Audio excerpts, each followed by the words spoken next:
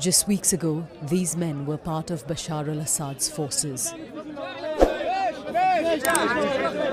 Now they're thronging to so-called reconciliation centres run by the insurgents they were fighting against. It's a picture of the transition that's underway in Syria. One side surrendering to the other. At least here it feels remarkably amicable, given the bloody conflict it follows.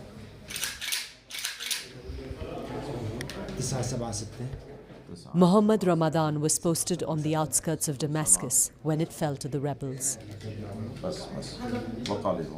He's come to hand in his Kalashnikov. In return, he'll get a civilian ID and an assurance of amnesty. Muhammad's story gives an insight into why Assad's military collapsed so quickly. There was no one to give us any orders. Many of our commanders fled before us.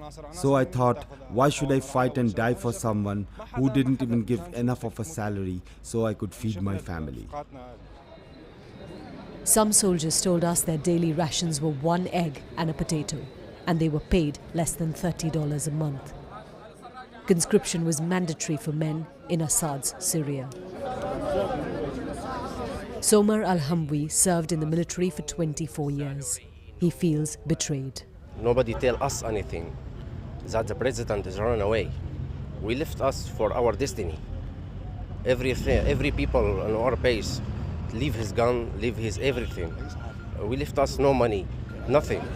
There was a lot of brutality and torture and killings under his regime. How do you feel about having been in the forces of this country when that kind of a regime was in power?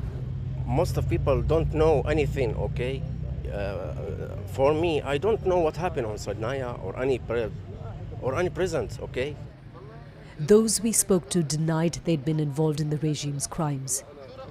I wasn't involved in any of their bad deeds. I wanted to leave the military because I knew I was on the wrong side. But it was not possible because the government had all my civilian documents. We can't independently verify their claims. What we've largely heard here is the intent to move on with peace. But it does raise questions for Syria's new government and its people. Given the extent of bloodletting and brutality during 13 years of civil war, is it really possible to forget and move on? And away from the capital, reports of revenge killings are beginning to surface. We're driving into an area dominated by the Alawite community, which Bashar al-Assad belonged to. Al-Amiria is the hometown of Alawite judge Munzar al-Hassan, who arbitrated property disputes, killed along with 2 of his colleagues. It's not clear who attacked them. But his brother Nizar believes it's part of a backlash against Alawites and those who worked for the regime. This is a crime against an innocent person. It's unacceptable. Those being killed had no connections to the politics of the regime. They were just working to support their poor families.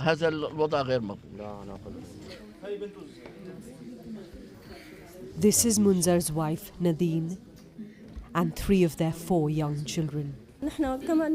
Everyone says HTS didn't commit the crime, but as the governing authority now, they must find out who did it. They have to ensure protection for all of us. Hayat Tahrir al-Sham have denied they've carried out any reprisal and have promised to find the perpetrators. But after the euphoria of the regime's fall, the killings have triggered tensions. It's a delicate moment for Syria.